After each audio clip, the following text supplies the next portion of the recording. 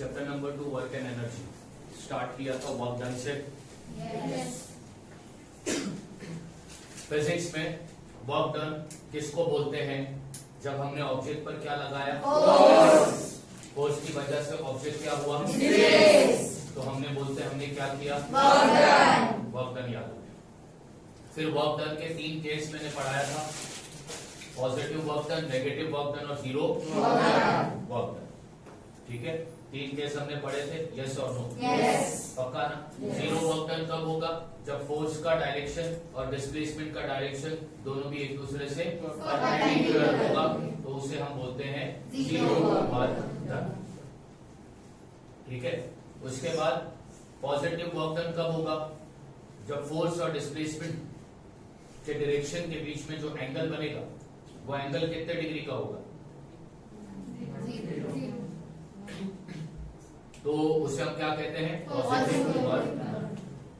जब फोर्स और डिस्प्लेसमेंट ये दोनों का डायरेक्शन अपोजिट होगा तो उसे हम बोलते हैं नेगेटिव वर्क डन। तो वर्क डन के बाद अपन ने क्या पढ़ा था? Energy, the capacity of an object to do a object के अंदर काम करने की कैपेसिटी होती है, उस कैपेसिटी को क्या बोलते हैं? एनर्जी। उसके बाद हम लोगों ने एनर्जी का एक फॉर्म पढ़ा था, मैकेनिकल एनर्जी, जिसको हम बोलते हैं पोटेंशियल एनर्जी और काइनेटिक एनर्जी। काइनेटिक एनर्जी का फॉर्मूला क्या है? Half mv²। पोटेंशियल एनर्जी का फॉर्मूला क्या है? mgh। अच्छा, काइनेटिक एनर्जी, जब ऑब्जेक्ट मोशन में होता है तो उसके अंदर एक एनर्जी बनती है, उस एनर्जी को हम क्या कहते हैं? Kinetic energy. जब ऑब्जेक्ट का शेप बदलने की वजह से या फिर उसके पोजीशन के बदलने की वजह से उसके अंदर जो एनर्जी स्टोर होती है वो क्या होती है? Potential energy. उसके बाद अपन ने पढ़ा था ट्रांसफॉर्मेशन ऑफ एनर्जी, यानी कि law of conservation of energy. हमने उस लॉ में क्या पढ़ा? एनर्जी ना तो क्रिएट की जा सकती है ना तो डिस्ट्रॉय, बस एनर्जी अपना क्या चेंज करती है? फॉर्म चेंज करती है। अगर वो इलेक्ट्रिकल एनर्जी है तो वो हीट एनर्जी में कन्वर्ट होगी, हाँ, अगर वो पोटेंशियल एनर्जी है तो वो काइनेटिक एनर्जी में कन्वर्ट होगी। उसके बाद अपन ने पढ़ा फ्री फॉल, यस और नो? फ्री फॉल क्या पढ़ाया था? एक ऑब्जेक्ट को एक हाइट पे लेके जाओ, हाइट पे लेके जाने के बाद उस ऑब्जेक्ट को रिलीज करो यानी छोड़ दो तो वो ऑब्जेक्ट नीचे गिरता है। क्यों गिरता है?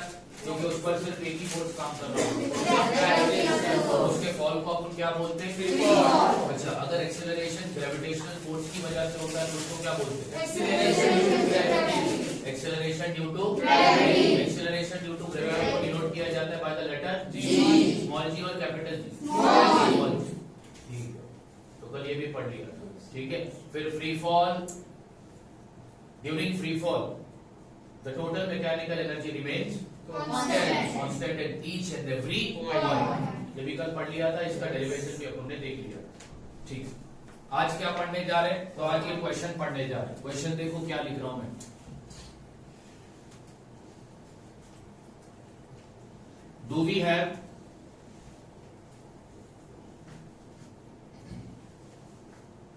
the same capacity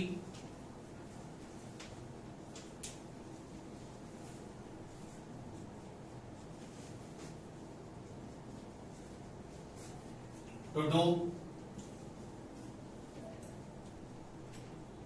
certain work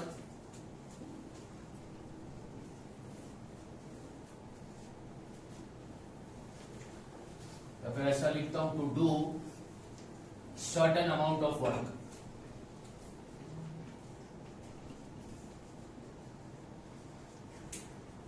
question देखो क्या लिखा है बोर्ड पर। Do we have the same capacity to do a certain amount of work? Question समझ में आया? इंग्लिश में लिखा है। क्या है क्वेश्चन? क्या पूछ रहा है तुमसे? क्वेश्चन क्या पूछ रहा है? बोलो, क्वेश्चन क्या पूछ रहा है? क्या समझे इस क्वेश्चन से? Do we have the same capacity to do a certain amount of work? Is the capacity same in everyone to do some work? Is the capacity Same. same in everyone to do A a certain amount of work or to do a same work? To do a same work. अब example ले लो, एक बूढ़ा आदमी एक जवान आदमी, दोनों को मैंने बोला कि भाई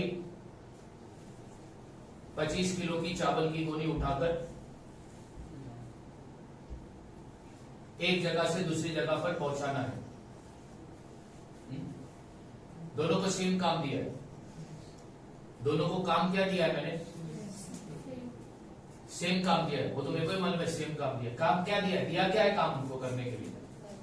कि 25 किलो की चावल की बोरी को उठाकर एक जगह से दूसरी जगह पहुंचाना है। मान लो पॉइंट ए से पॉइंट बी पर बोरी को लेकर जाना है।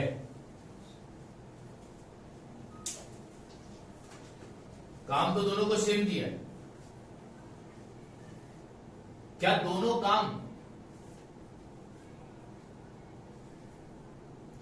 सेम टाइम पर कंप्लीट करेंगे? बूढ़ा आदमी काम तो करेगा लेकिन लेट कंप्लीट करेगा, और जवान आदमी काम करेगा जल्दी कंप्लीट करेगा। हाँ या ना? तो इससे ये बात साबित होती है कि काम करने की कैपेसिटी जो होती है हर एक के अंदर सेम नहीं होती, अलग होती है। कोई काम जल्दी कंप्लीट करता है तो कोई वही काम लेट कंप्लीट करता है। यानी the rate of doing work is not same for every one. The rate of is not same for every, ये इसका आंसर है। क्वेश्चन क्या पूछा था? Do we have the same to a certain amount of work. तो जवाब क्या दोगे? The rate of doing work is not same for every one. It means कोई काम जल्दी कंप्लीट करेगा, कोई काम लेट कंप्लीट करेगा। दोनों भी काम को कंप्लीट करने के लिए सेम टाइम नहीं लेंगे। दोनों भी काम को कंप्लीट करने के लिए सेम टाइम नहीं लेंगे। तो यहां पर इसका तुम जवाब देते हो कि sir the rate of doing work is not same for every one.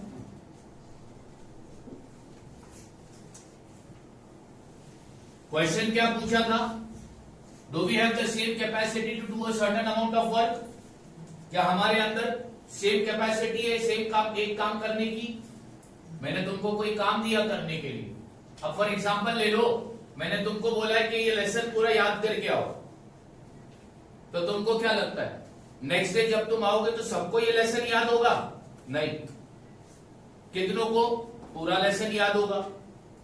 कुछ ऐसे होंगे जो आधा ही लेसन याद करके आएंगे, कुछ ऐसे होंगे जो आधे का आधा याद करके आएंगे, और कुछ ऐसे होंगे जो बिल्कुल याद करके नहीं आएंगे। तो वो केस हटा दो, जो याद करके नहीं आए वो हटा दो।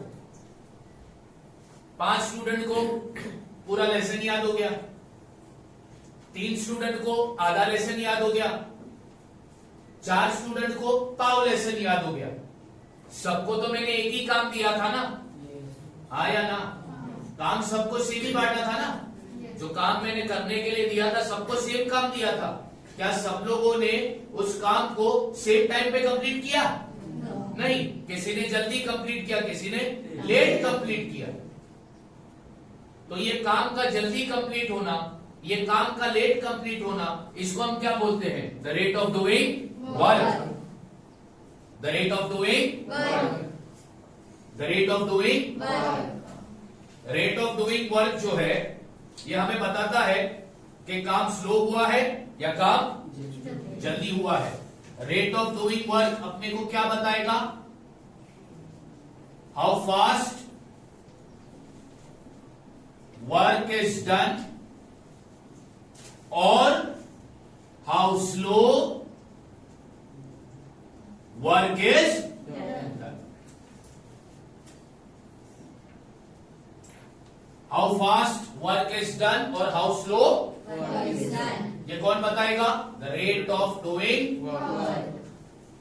Rate of doing work basically हमको क्या बता रहा है कि काम कितना फास्ट कंप्लीट हुआ या काम कितना स्लो कंप्लीट हुआ है। और फिजिक्स में रेट ऑफ डूइंग वर्क को क्या बोलते हैं? It is known as power, denoted by P. समझ में आया पावर का मतलब क्या होता है? Yes. पावर का मतलब क्या है? The rate of doing work in a particular time, in a particular time is called Power. denoted by letter P, denoted by letter P। हाँ, तो पावर क्या बताएगा? काम जल्दी कंप्लीट हुआ या काम स्लो कंप्लीट। पावर सबके अंदर सेम रहता है क्या काम करने का? No. नहीं ना, कोई काम जल्दी कंप्लीट करेगा और कोई काम लेट कंप्लीट करेगा। तो ये काम का जल्दी कंप्लीट होना, ये काम का लेट कंप्लीट होना, इसको बोलते हैं the rate of doing work. And in physics the rate of doing work is called power. अब इसका डेफिनेशन क्या लिखोगे एग्जाम में अगर पूछा? Define work, define power. Exam में अगर पूछा डिफाइन पावर,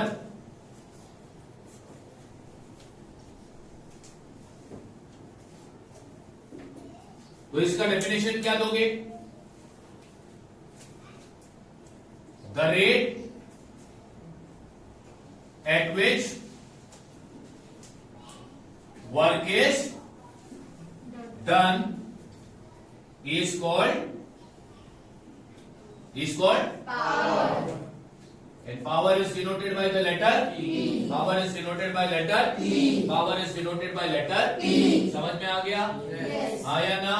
अच्छा, अब पावर जो है इसका दूसरा डेफिनेशन भी बताता हूं मैं। पावर का दूसरा डेफिनेशन, पावर का दूसरा डेफिनेशन है वर्क डन पर unit time is called power, is called Power.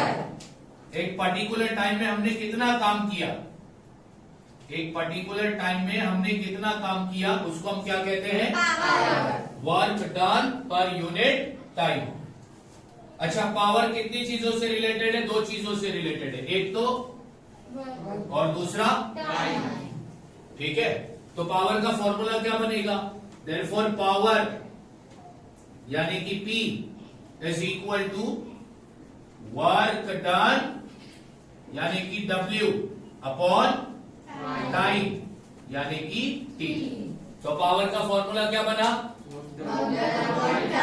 Work done upon P is equal to W upon P is equal to W upon P is equal to W upon चलो ठीक है। इसी basis पर हम power का SI unit बनाते हैं। क्या बनाते हैं?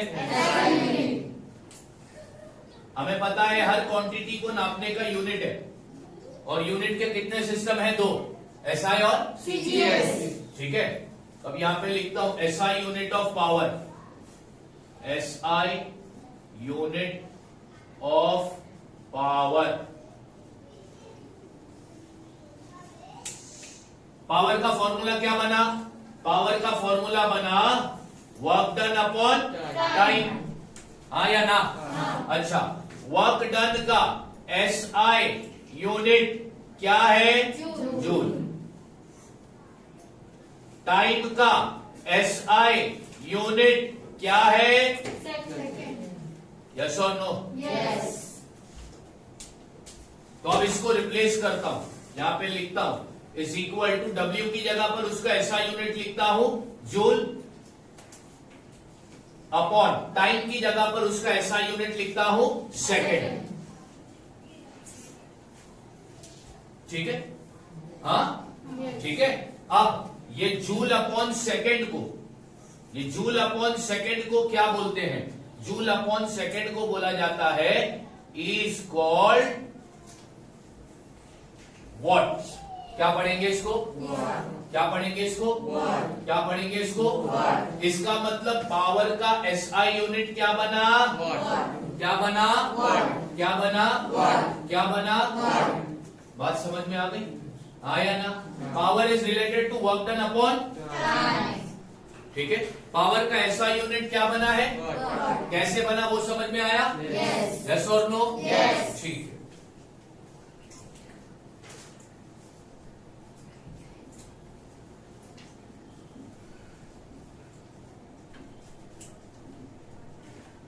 नेक्स्ट क्वेश्चन देखो क्या लिख रहा हूं, व्हाट इज, ठीक है। सबसे पहला इसका आंसर लिखता हूं फिर समझाता हूं कि 1 वॉट कहते हैं किसको है।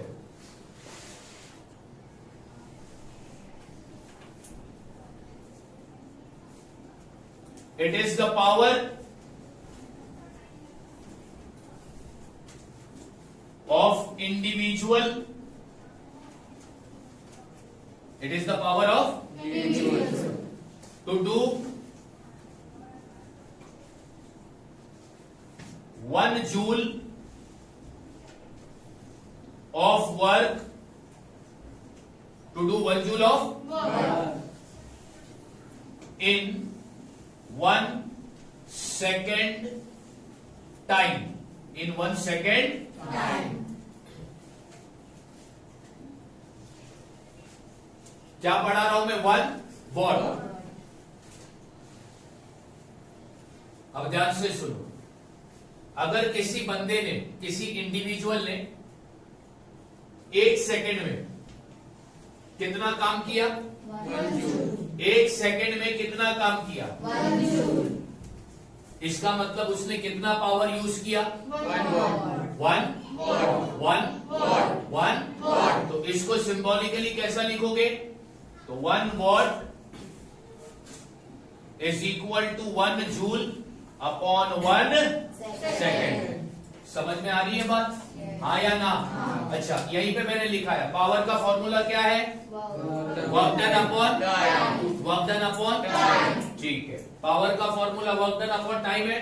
अब यहां पर मैं क्या बोल रहा हूं, टाइम कितना लिया मैंने, 1 सेकंड में कितना काम कंप्लीट किया, अगर मैंने 1 सेकंड में 1 जूल का काम कंप्लीट किया तो मैं तुमसे पूछ रहा हूं कि मैंने कितना पावर इस्तेमाल किया, तो कितना आंसर आएगा, 1 वॉट। कैसे आएगा, तो 1 कट जाएगा तो बचेगा नहीं क्या, 1 ही बचेगा ना, हाँ या ना?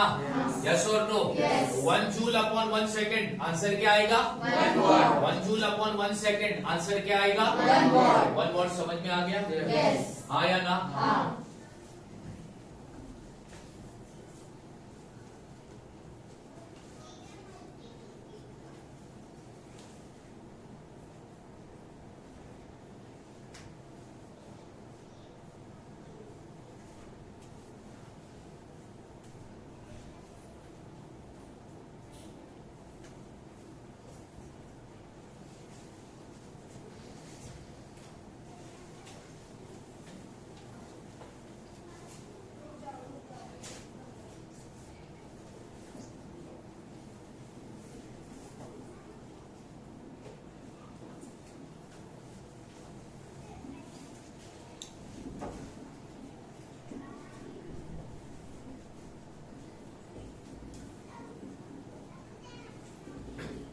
अभी क्या पढ़ा रहा हूं, definition of in terms of energy. अच्छा, ये जो डेफिनेशन तुमने पढ़ा पावर का, ये जो पावर का तुमने डेफिनेशन पढ़ा, ये इन टर्म्स ऑफ क्या था, वर्क डन।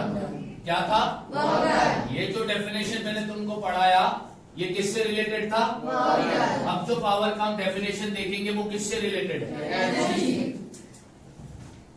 जितना ज्यादा हमारे पास एनर्जी होगी उतना ज्यादा हम काम करेंगे कम टाइम में।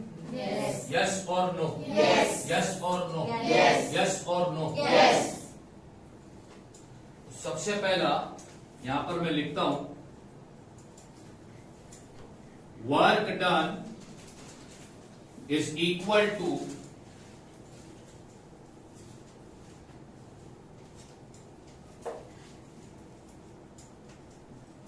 Amount of energy consumed. Work done is equal to, इसका बहुत बड़ा मतलब है, कंज्यूम मतलब लेना। जितना हमने एनर्जी लिया होगा उतना ही हम क्या करेंगे, काम। यस और नो? Yes. यस और नो? Yes. हाँ, अगर एनर्जी ज्यादा है तो हम काम ज्यादा करेंगे कम टाइम में? Yes. यस और no? Yes.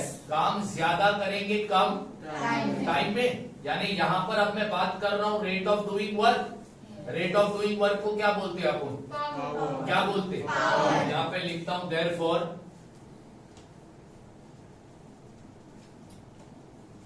Power is equal to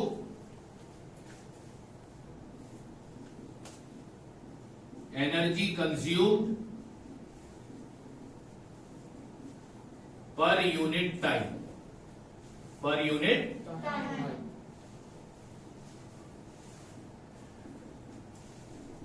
ये याद रखना, power is also equal to energy consumed per unit. Time.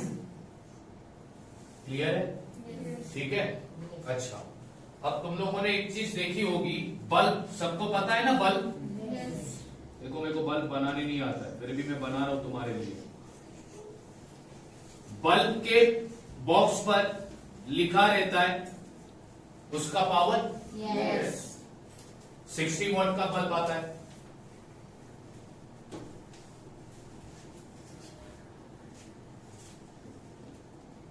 100 what का बल्ब आता है कि नहीं आता? Yes. अब अगर मैं तुमको पूछूंगा कि ये 60 वॉट क्या है, तुम बोलोगे सर उसका Power. बल्ब का पावर है। 100 वॉट क्या है, तो बल्ब का। Power. ठीक है, तुम सही हो। 60 वॉट पावर है, 100 वॉट पावर है बल्ब का, लेकिन वो बता क्या रहा है? अभी यहां पर 60 वॉट का मतलब बता, it means 60 joule, 60 joule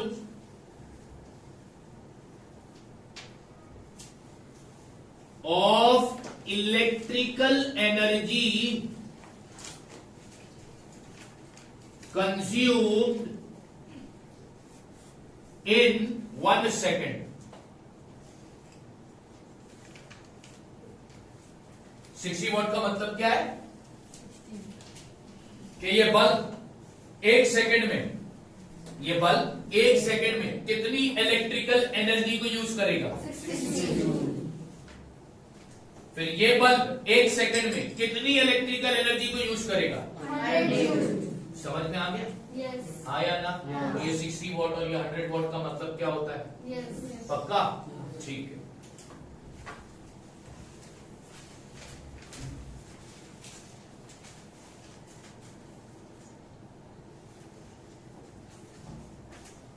power के अलग अलग यूनिट है, पावर के अलग अलग यूनिट है। एक यूनिट तो अपन ने देख लिया, क्या है? देखा ना? Yes.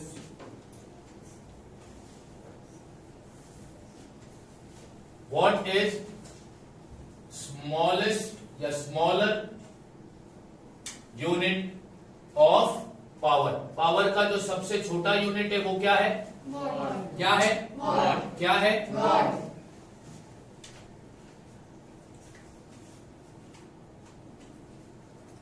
Other unit of power are, power के बहुत सारे दूसरे यूनिट भी है, जैसे कि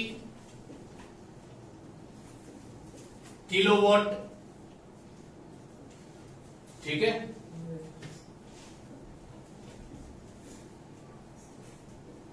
मेगावाट,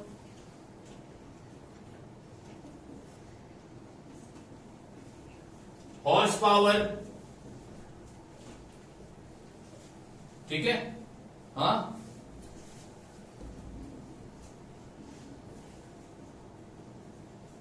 किलोवाट आवर, ये सारे यूनिट्स हैं पावर के, लेकिन ये यूनिट बड़े हैं, ये यूनिट बड़े हैं। सबसे छोटा यूनिट जो पावर का है वो Watt. और दूसरे कौन कौन से यूनिट है? Kilowatt, megawatt, horse power, kilowatt per hour या आवर। ठीक है, हॉर्स पावर को डिनोट किया जाता है एचपी से। एचपी का मतलब होता है हॉर्स Power. एचपी का मतलब होता है हॉर्स। Power. ठीक है, अच्छा, ये जो एसआई यूनिट, पावर का एसआई यूनिट क्या है? Watt. ये वॉट किसके नाम पर रखा गया? एक साइंटिस्ट था जेम्स वॉट, उसने ये डिस्कवरी की थी। ठीक है, इसलिए पावर का ऐसा यूनिट उसी के नाम पर रखा गया। क्या Watt. क्या Watt. तो साइंटिस्ट का नाम मैंने क्या बताया? James Watt.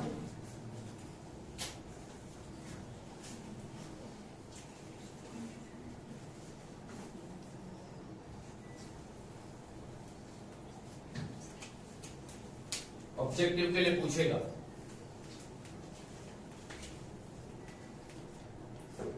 जब 1000 वॉट मिलते हैं तो बनता है 1 किलो। समझ में आया?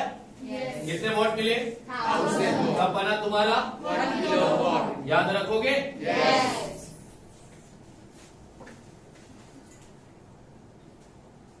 अब 1 मेगावाट 1 Megawatt. अब 1 मेगावाट कैसे बनता है?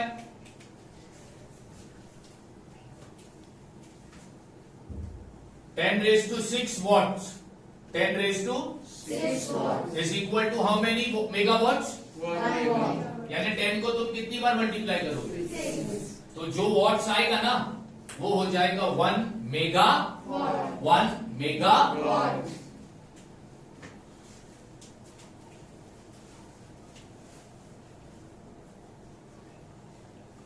HP stand for Horsepower.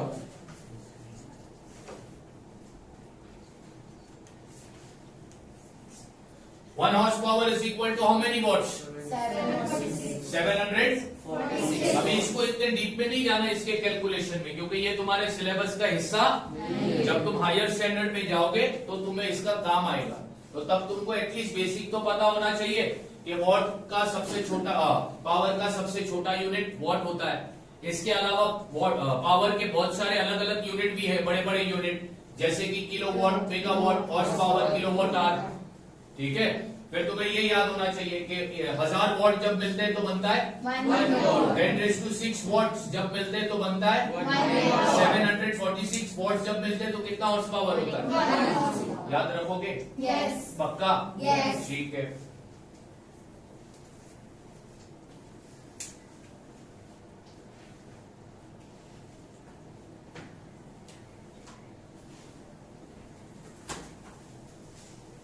अब एक जनरल क्वेश्चन तुमको पूछा जाएगा।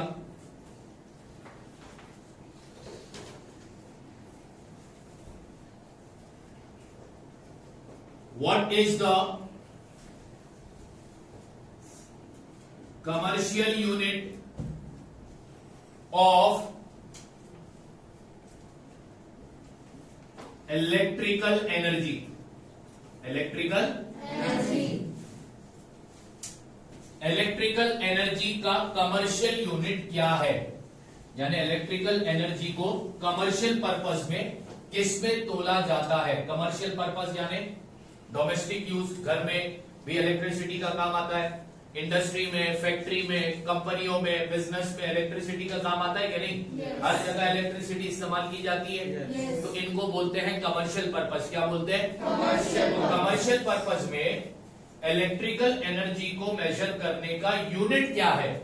तो कमर्शियल पर्पस में इलेक्ट्रिकल एनर्जी को मेजर करने का जो यूनिट है वो है तुम्हारा किलो वॉट आवर। क्या है तुम्हारा? Kilowatt hour. क्या है तुम्हारा? Kilowatt hour. क्या है तुम्हारा? Kilowatt hour. एग्जाम में क्वेश्चन पूछ सकता है, what is the commercial unit of electrical? Energy. Electrical energy का कमर्शियल यूनिट क्या है? तो क्या लिखोगे? Kilowatt hour. क्या लिखोगे? Kilowatt hour. क्या लिखोगे? Kilowatt hour. ठीक है।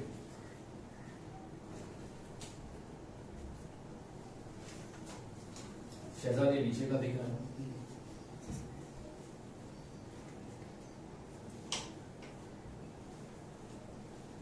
अब ध्यान दो, 1 kilowatt hour is equal to what?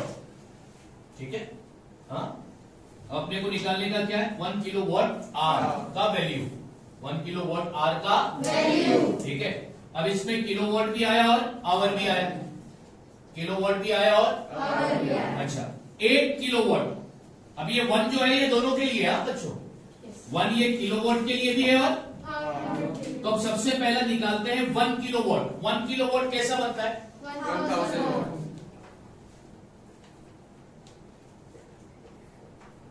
तो 1000 वॉट। अब इनके बीच में जो साइन होगी वो कौन सी होगी? मल्टीप्लाई। आवर का एज इट इज लिखता हूं आवर। ठीक है, अब आगे देखो 1000 वॉट मल्टीप्लाई। अच्छा, ऐसा यूनिट टाइम का है सेकंड?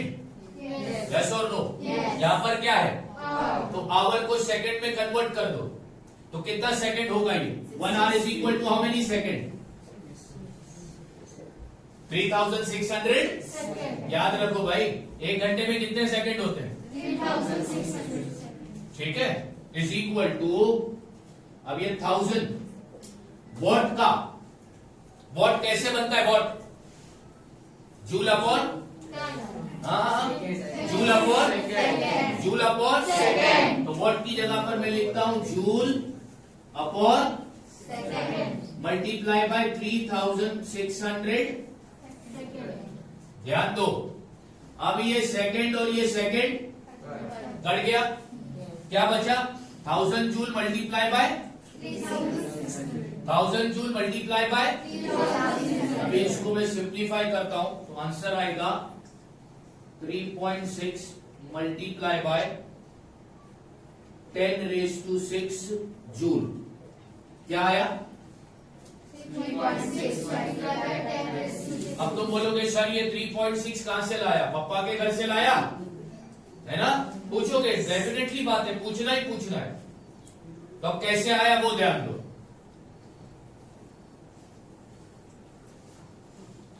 36 वन जा 1000 में कितने जीरो थे? 3. और इधर कितने जीरो थे? 2. ठीक है, तो इनको मल्टीप्लाई करूंगा, 1000 जूल को जब 3600 से मल्टीप्लाई करूंगा तो ये आंसर आएगा। Yes. लेकिन फिजिक्स में इतनी बड़ी वैल्यू नहीं लिखी जाती, उसको शॉर्ट लिख कर दिया जाता है। तो अब देखना ये है तुम लोगों को कि ये 36 में कितने जीरो है। 5. ठीक है, तो मैं 36 को एज इट इज लिखता हूं, इधर कौन सी साइन डालता हूं? 10⁻⁵ ये 5 डिनोट करता है कि भाई कितने जीरो थे इसके पास? 5. यहां पे लिखता हूं जूल। अब मेन आंसर क्या लाया था मैंने? 3.6 इंटू 10⁻⁶ बराबर। तो मेरे को आंसर डेसिमल में कैसा मिलेगा? तो अब ये 36 में 10 भी है ना? Yes. यस और नो? 30 + 6 36। अब 30 में 10 भी है, 30 कैसा बनेगा भाई? 3 10 जा 30। Yes. यस और नो? Yes. तो क्या करता हूं, ये 6 के पहले एक पॉइंट डाल दिया, यहां पर लिखूंगा मैं 6. मल्टीप्लाई बाय 10⁵ की जगह पर अब मैं यहां पर क्या लिख रहा हूं? 6. क्यों? क्योंकि मैंने इनके बीच में पॉइंट डाला और पॉइंट के बाद कितना नंबर आया? 6. एक नंबर आया ना, तो उसको डिनोट करूंगा मैं 6. इधर, इसका मैं बेस जो इंडेक्स जो है वो बढ़ा दूंगा 1 नंबर से। कितने नंबर से? अगर मान लो इधर पॉइंट के बाद 2 नंबर होते तो 7 आता था। वैसा नहीं होगा, याद रखना फिजिक्स में जो भी वैल्यू होगी तो डेसिमल के पहला यानी पॉइंट के पहला एक ही नंबर होगा। क्या होगा? ठीक है, अब इसका ये है तुम्हारा आंसर 3.6 इंटू 10⁶। तो अगर तुमको फिलअप में पूछा कि 1 किलोवाट आवर कितना होता है तो तुम्हारा जवाब क्या होगा? 3.6 multiplied by 10⁶. समझ में आया? Yes. वैसा इतना बताने की जरूरत नहीं थी, तुम्हारे लिए था भी नहीं। ठीक है, तुम्हारे को सिर्फ ये याद रखना है कि 1 kilowatt hour is equal to how many joules.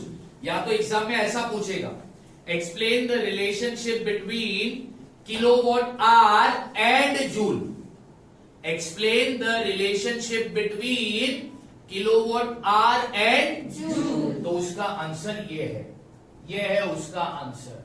समझ में आया? Yes. क्या क्वेश्चन है? Explain the relationship between kilowatt hour and joule, ये है उसका आंसर। फिर एग्जाम में दूसरा क्वेश्चन पूछेगा कि किलोवाट आवर क्या है, तो बोलना यूनिट है। किसको मेजर करने का? इलेक्ट्रिकल एनर्जी को मेजर करने का। कौन इस्तेमाल करता है? कमर्शियल पर्पस में इस्तेमाल होता है। कमर्शियल पर्पस के लिए इलेक्ट्रिकल एनर्जी को मेजर करने का जो यूनिट है वो क्या है? Kilowatt our.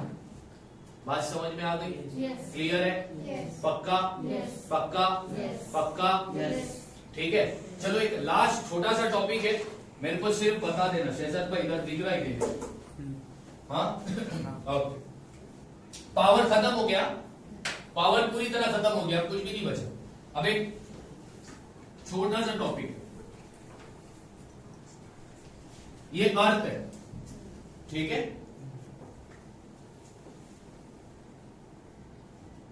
ये अर्थ का सेंटर है, हाँ?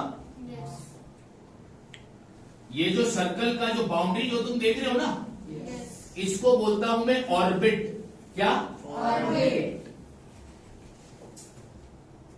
और ये ऑर्बिट पर ये सैटेलाइट है। क्या है ये? Satellite.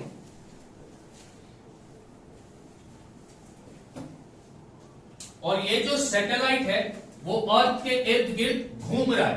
क्या हो रहा है? घूम रहा है। अब अर्थ इस पर एक क्या अप्लाई करेगा?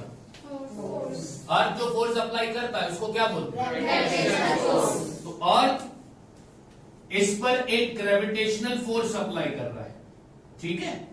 क्या अप्लाई कर रहा है? Gravitational force. Gravitational Force. Gravitational Force. Gravitational Force. अर्थ इस पर क्या अप्लाई कर रहा है? Gravitational force. तो जाहिर सी बात है, जब इस पर फोर्स अप्लाई होगा तो ये डिस्प्लेस भी होगा, Yes. हाँ या ना? हाँ। जब ऑब्जेक्ट पर फोर्स अप्लाई होता है तो वो क्या होता है? Displace. अब ये जो डिस्प्लेस होगा ना, ये इस तरीके का डिस्प्लेस होगा, ठीक है? सैटेलाइट जो डिस्प्लेस होगा वो ऐसा डिस्प्लेस होगा। तुम अगर रस्सी लो और रस्सी पर कोई एक चीज बांध दो, ठीक है, और फिर रस्सी को घुमाओ, यानी तुम उस पर क्या अप्लाई कर दो? Force.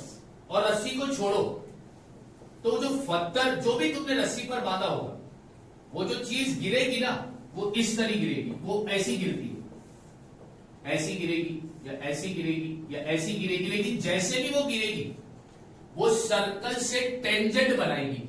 क्या बनाएगी? Tangent. क्या बनाएगी? Tangent. क्या बनाएगी? Tangent. देखो, अर्थ ने जो फोर्स लगाया सैटेलाइट पर along the radius, along the Radius. ये क्या है? रेडियस, ठीक है? ऑब्जेक्ट जो डिस्प्लेस हुआ तो उसने क्या बनाया? टेंजेंट। ये फोर्स का डायरेक्शन है और ये ऑब्जेक्ट के डिस्प्लेस होने का डायरेक्शन है। ये जो डायरेक्शन है फोर्स का, ये रेडियस है। ऑब्जेक्ट के डिस्प्लेस होने का जो डायरेक्शन वाली जो लाइन है वो टेंजेंट है, और रेडियस हमेशा टेंजेंट से परपेंडिकुलर होता है। क्या होता है? Perpendicular. रेडियस हमेशा टेंजेंट से क्या होता है? Perpendicular. यानी वो कितने डिग्री का एंगल बनाएगा? 90 degrees. तो यहां पर वर्क डन क्या होगा?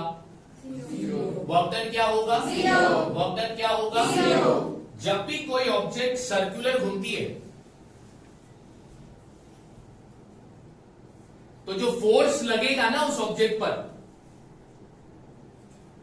वो सेंटर से लगेगा। किससे लगेगा? Center. तो वो जो फोर्स वाली लाइन होगी ना, वो होगी रेडियस। वो क्या होगी? Radius. और ऑब्जेक्ट का जो डिस्प्लेसमेंट का डायरेक्शन होगा वो सर्कल से क्या बनाएगा? Tangent. क्या बनाएगा? Tangent. क्या बनाएगा? Tangent. और रेडियस और टेंजेंट हमेशा एक दूसरे से क्या होते हैं? Perpendicular. इसलिए यहां पर वर्क डन कितना होगा? Zero. कितना होगा? Zero. कितना होगा? Zero. ये तो बताया था। क्लियर है? Yes. याद रहा?